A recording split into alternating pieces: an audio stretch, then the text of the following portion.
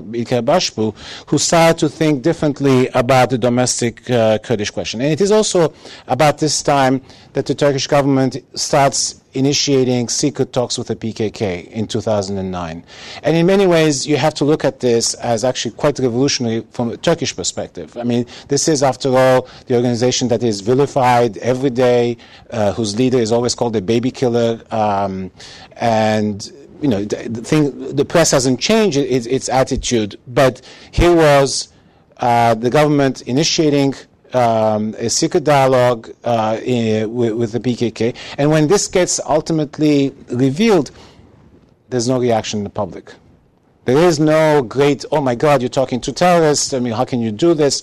You know, you have a lot of right-wing folks who may say this, but in the end, they're marginalized. So it is in this context that this is the major changes that are taking place.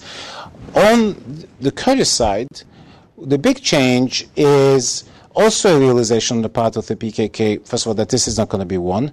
Öcalan is, for obvious reasons, would like to get out of prison. But most importantly, two important developments. One is what Ambassador Ross mentioned, in fact, that now the Kurds are everywhere. Istanbul is the largest Kurdish city in the world with 2 to 4 million people. So you can't talk about a regional issue anymore.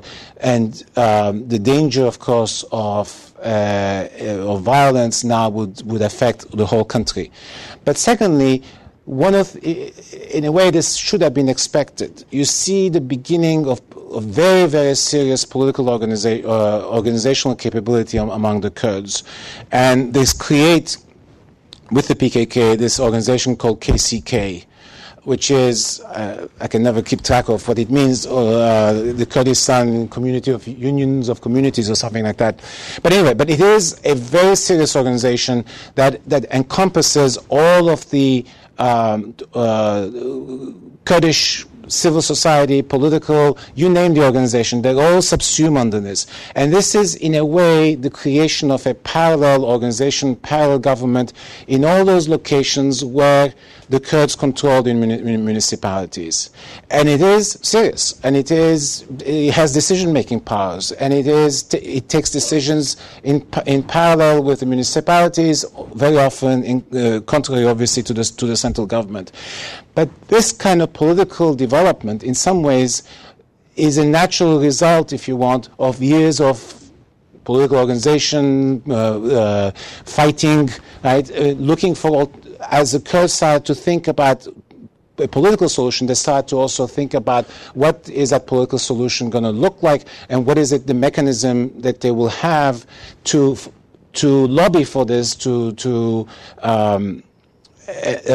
especially if the PKK is demilitarized. Right? So the KCK kind of would replace the PKK and would subsume everybody underneath.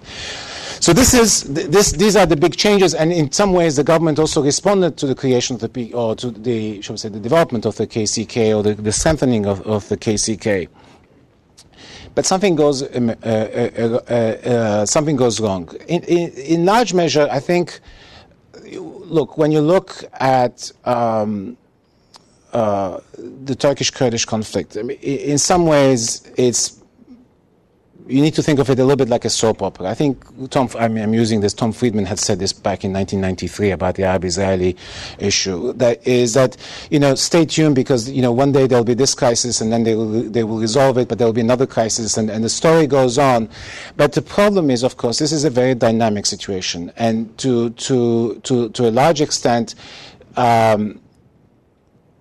events, both domestically and also internationally, have influenced the course of the development of the problem. And actors very often tend to react to tactical, immediate changes in situations rather than the larger picture, because the larger picture hasn't changed that much in the last 20 to 30 years.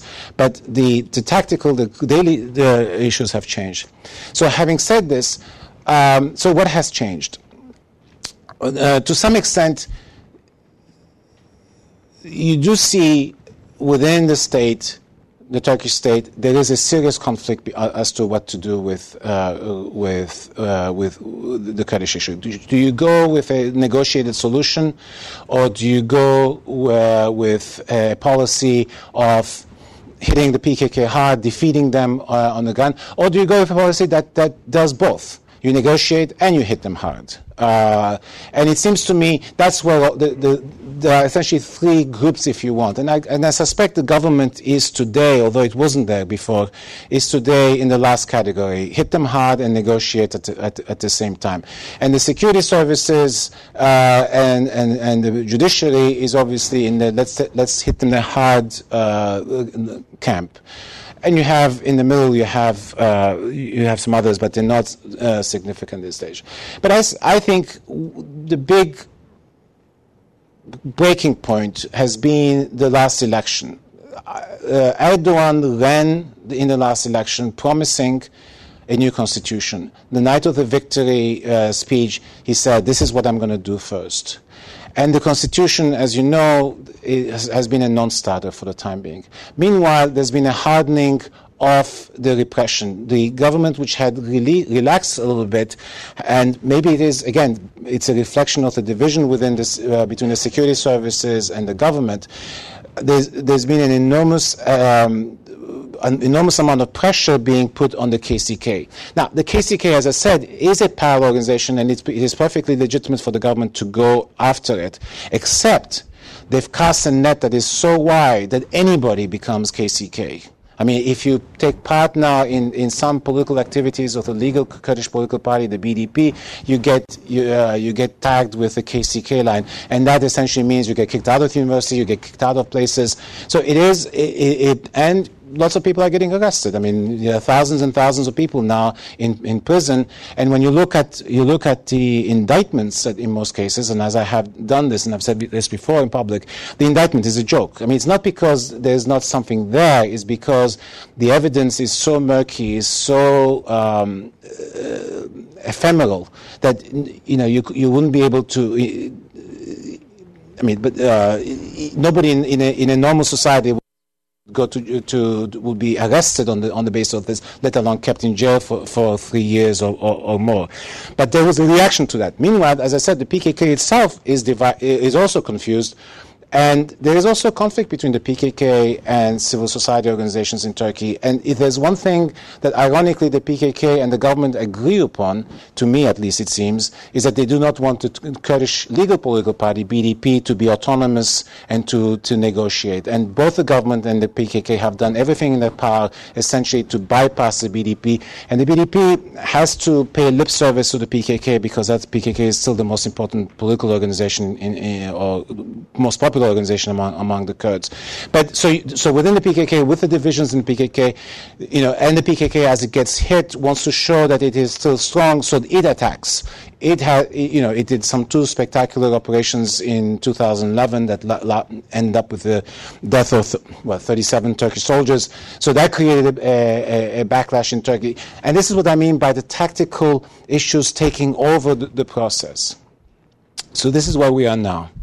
And it seems to me that I've heard the stories, obviously I don't know, that the Turkish government was going to restart negotiations with the PKK sometime in April, but this latest brouhaha between the services has stopped this.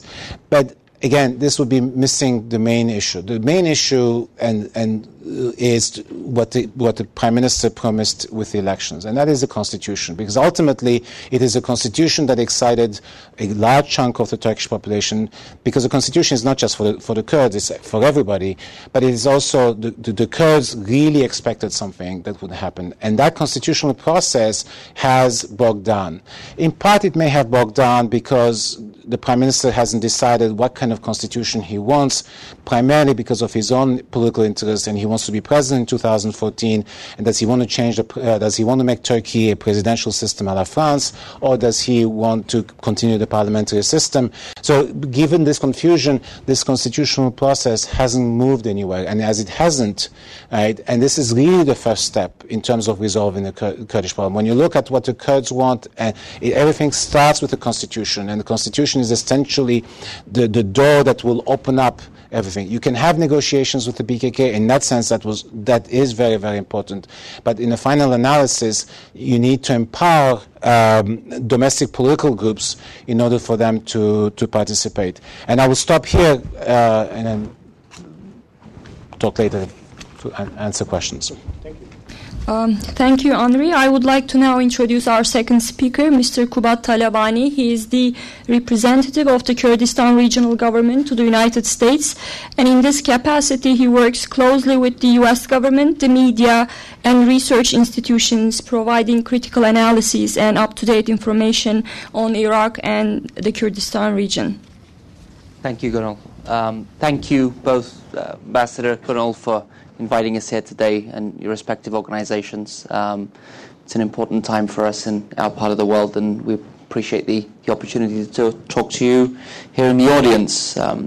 It does seem that each time I talk on KRG-Turkey relations, there's always seems to be a new dynamic to the discussions. Many of you will remember the days, and Ambassador Wilson reminded us when the KRG-Turkey issue was considered a flashpoint, and if we were going to have a session like this, it was going to be about, well, will they invade, won't they? Will there be clashes, won't they? Will this flashpoint destabilize Iraq, or won't it? And boy, how things have changed since those days. But without having to relive the past, it's important to note that even though the trade and economic relations had been blossoming for over a decade, when there were discussions and relations between the KRG and Turkey, it was primarily, if not solely, focused on the PKK issue. It's not so today. Today, that discussion, the channels of communications, and the topics discussed between the various sides are much broader. They include trade, Iraq and its future, oil, gas, and energy. Obviously, the PKK is still an issue. But most recently, it's the regional developments, and in general, and in particular, the situation in Syria. Vis-a-vis trade, the relationship is continuing to boom. Turkish sources told me last year that the trade between Turkey and the KRG was close to $9 billion, and that's a significant amount of trade. Turkey by far has the biggest footprint in the Kurdistan region. Largely, the movement of trade is one-sided, i.e. it's coming in from Turkey and being consumed by the Kurdish markets. But we're hopeful that as Kurdistan develops its oil and gas sector, that there will be a more healthy free flow of goods and commerce and back and forth. And we're expecting that level of trade and certainly that economic activity to remain a strong pillar of the relationship. Iraq, it's obvious to any observer that Turkey has played a much more active role in Iraq politically, beyond its kind of what's historically been its comfort zone in terms of trade and economic relations. Turkey has been quite an influencing power within the Iraqi political spectrum, sometimes successfully, sometimes unsuccessfully. But I think as it's tried to play a more public role, this has created significant tensions with Iraq's federal government, in particular the Prime Minister. And this comes at a time that the Iraqi political process as a whole has seemed to have stagnated, and the tensions between the Shiite political parties and the Sunni political parties is reaching a crippling level in terms of governance and really getting anything done in the country. This is reigniting fears of the different communities. The Sunnis are fearful that the Shiites are dominating them and are going to sideline them from not just political life but from economic life as well. And the Shiite political parties are fearful and mistrustful of the Sunni political parties because of their contacts with the region and because of their efforts to try to get back into the system. Once again, and not for the first time, we the Kurds were stuck in the middle of the situation. Vice President flees Iraq, he comes up to Kurdistan. Obviously there's an indictment out against him for his arrest. We are in a difficult situation right now because we do sense that some of these charges are politically motivated, and we have to make sure that there is a fair judicial process before we'd feel comfortable about letting the Vice President back out to face that justice. But nonetheless, again, the Kurdish leaders, in particular President Talabani, has offered to host a national conference to bring the parties together, and I think Turkey has been supportive of this initiative, but the current Prime Minister seems a little less interested to really engage at this level. It's ironic that because of these tensions, the one group in Iraq that has been a long-time supporter of a unified central state, which has been the Sunni Arab community, are the ones now more and more calling for federal regions to be created with powers similar to those that you have in Kurdistan. And you're hearing this from Anbar, you're hearing this from Salahuddin provinces, and even certain circles within the Mosul province, which is again, 2 or 3 years ago, this would have been a very bizarre occurrence.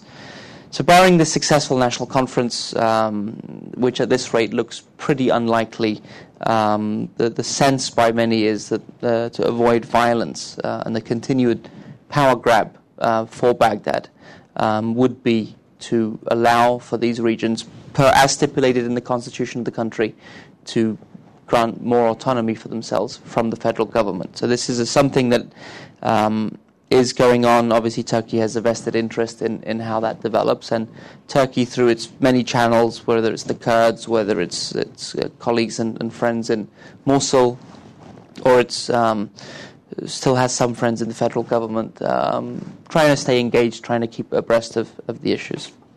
Another issue that's obviously critical to the relationship is the issue of oil and gas. Development of Kurdistan's oil and gas sector presents an enormous opportunity for Turkey to have access to reliable energy, to reliable gas resources that is vital for its own domestic consumptions, but also for beyond its borders. And always talk of the Nabucco pipeline, or whether it's the Southern Gas Corridor, whatever it's called or whatever framework it falls under, there is still going to be a need for reliable sources of gas for this pipeline. Kurdistan can be a source to that, and I think many in Turkey see this opportunity, but obviously this is still at this point embroiled in the KRG Baghdad dynamics vis-a-vis how to manage the hydrocarbons law issue as a whole. We are continuing to go about our business to keep developing the oil and gas sector in Kurdistan, and I think that this issue has been a real game changer in terms of making sure that this newfound relationship between Turkey and the KRG remains sustainable, and ultimately will create a very strategic interdependency between both sides. Regarding the PKK, and we've touched on this already, there's been numerous operations against them by Turkey over the last couple of years, but the reality is that the PKK issue still exists. Hasn't diminished, it hasn't gotten weaker, it hasn't gotten less problematic. The problem is still out there, and it's really important that people start thinking about serious, sustainable solutions to this problem. There is a much broader understanding that this is not a military problem alone within the Turkish government. I think even within elements within the Turkish military, that there is this understanding that this requires a more sophisticated approach, a more nuanced approach, a more balanced approach, and we're ready to talk about solutions as the KRG, as long as they're peaceful, as long as they're diplomatic. We can talk about these issues, and we stand ready to help in any way that we can. Should anyone want our help, obviously we can't impose ourselves on the issue, because ultimately the solution to this issue is inside Turkey. The president of the Kurdistan region, President Barzani, has publicly condemned the violence on numerous occasions, and he's called for calm and reconciliation, and has urged all sides not to resort to conflict. we are in contact with the PKK, and we will try to exercise our pressure on them to stop their military operations. As you stated, we've called on the PKK to lay down their arms and start a civil dialogue. But it is important to state that the KRG is not party to these problems. These are, whether it's the PKK issue in Turkey or the PKK issue in Iran, and while they are on this border area, we can only be of help should that help really be requested. If our assistance is requested, we're ready to do whatever we can for the sake of peaceful and democratic solutions. We've said time and time again, though, that in Turkey there are elections, there are parliaments, there are elected Kurdish politicians, and the best way for people to fight for Kurdish rights is within that parliament, is within that political structure that exists, is to try to apply the democratic tools that are available. At the same time, the Turkish leadership must be brave at this point, and they must be ready to make decisions that will undoubtedly be unpopular within segments of their society, within nationalist elements within their security services, and they mustn't look at this issue as a popularity context.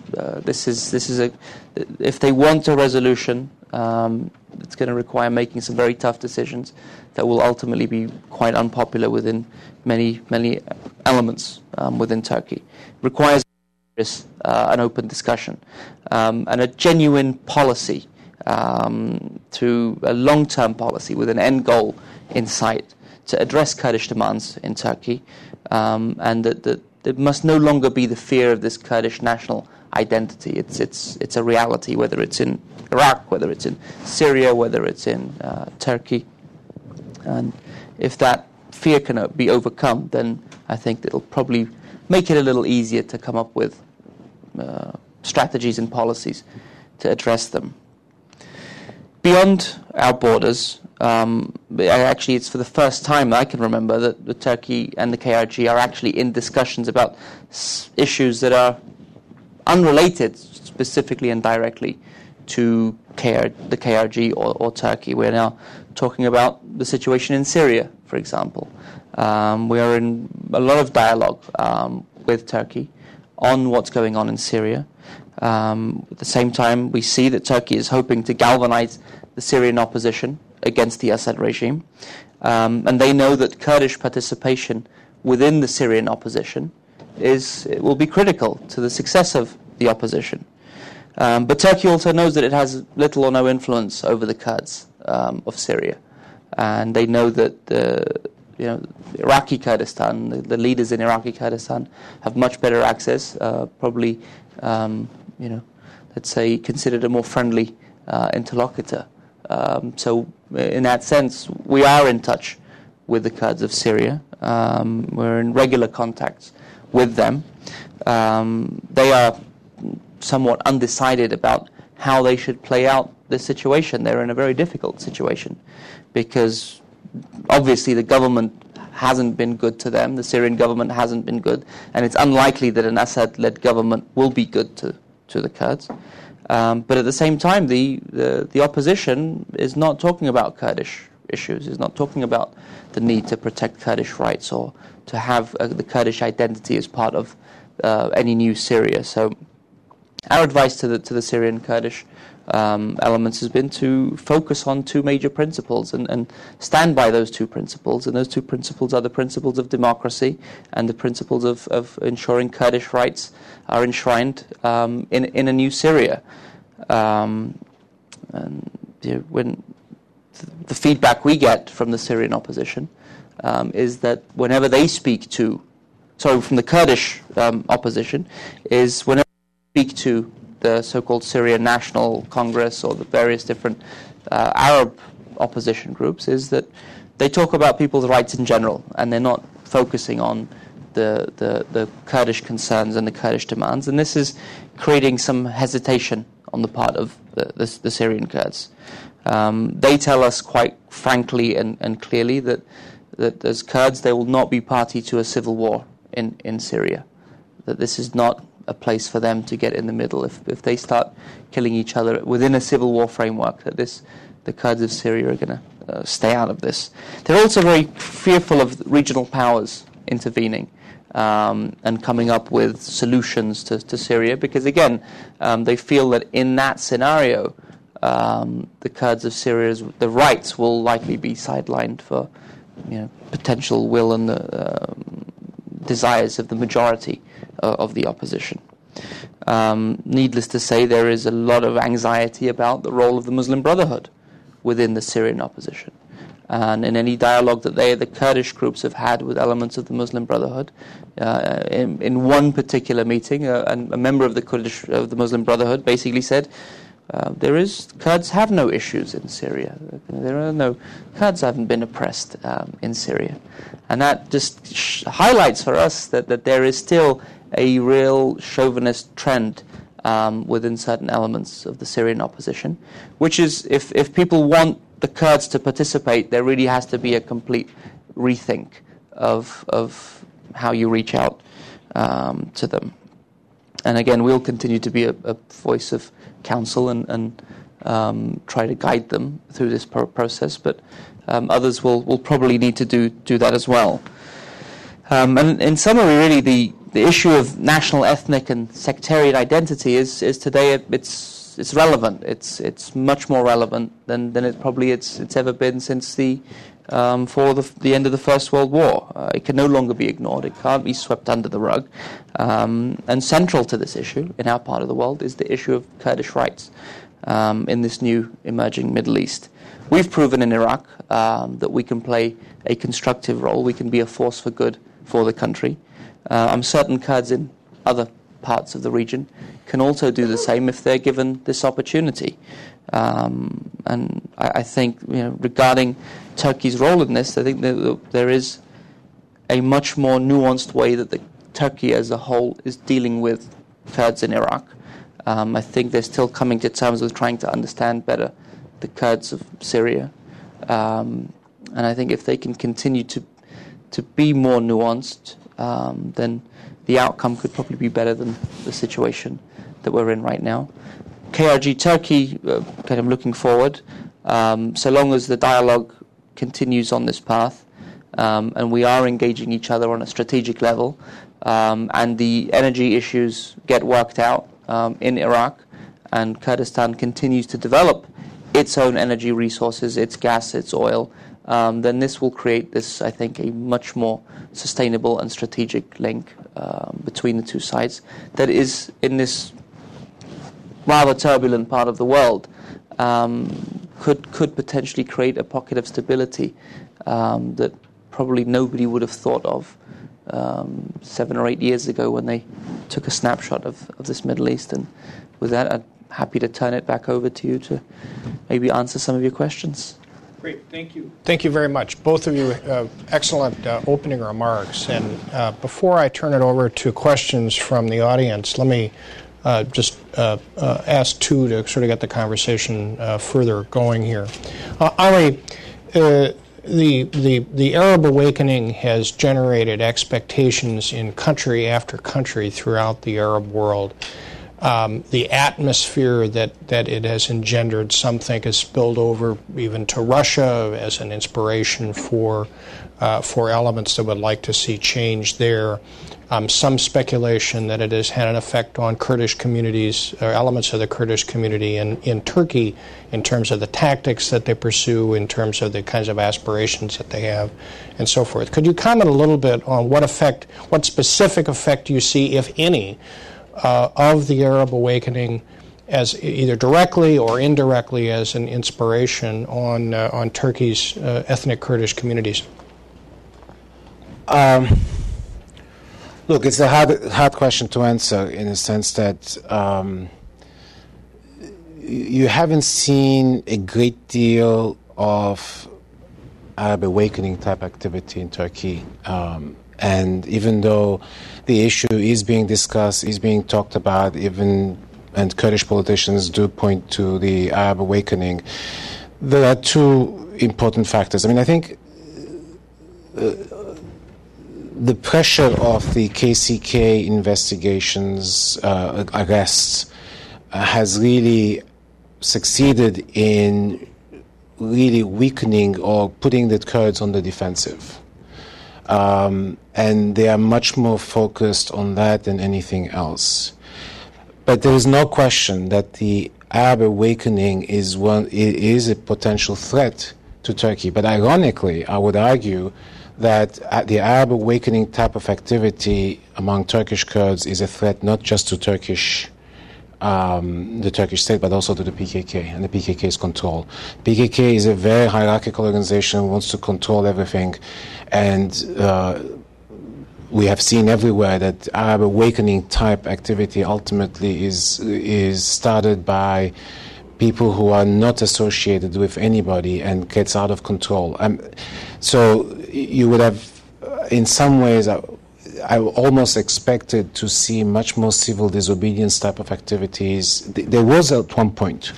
I mean, the BDP did initiate civil disobedience activity, for example, on Fridays, having Friday prayers in Kurdish, challenging the state as much as possible. But these have, from what I can tell, have disappeared. Now, there may be other reasons as well, including the weather. I mean, but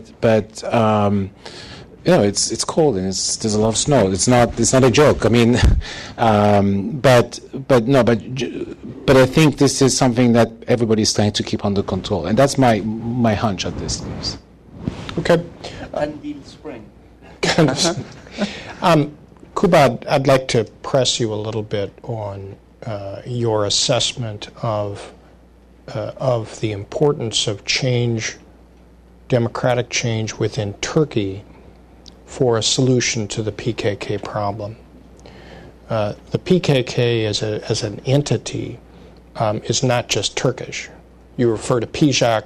I think most people, certainly in this town, regard it as one and the same thing as the PKK.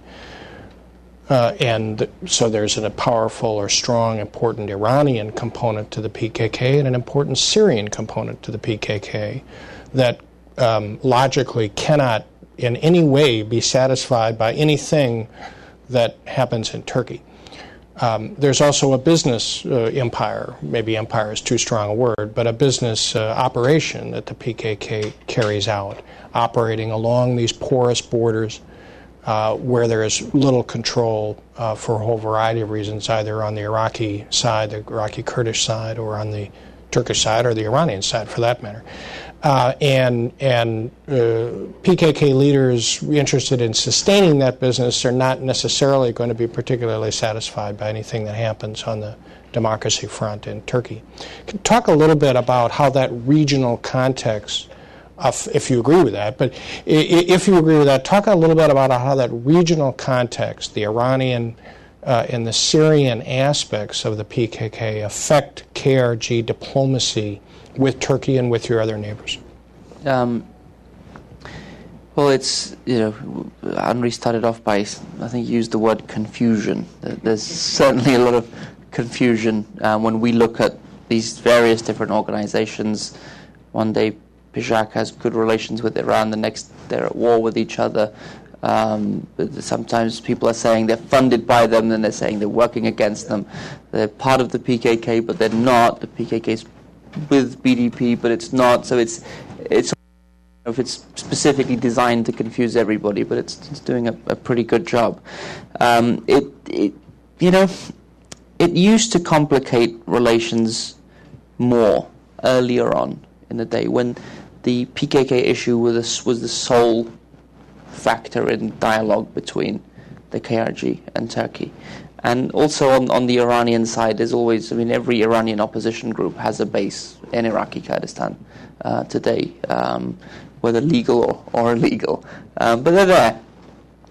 So I think we have to have several tracks in our discussions with neighboring countries, and we can't allow the issues of the PKK or PKK to be the channel through which we have a relationship with Turkey, or PKK being the channel to the discussion issue that we have in our discussions with Iran. These are elements of the various things that we'll talk about.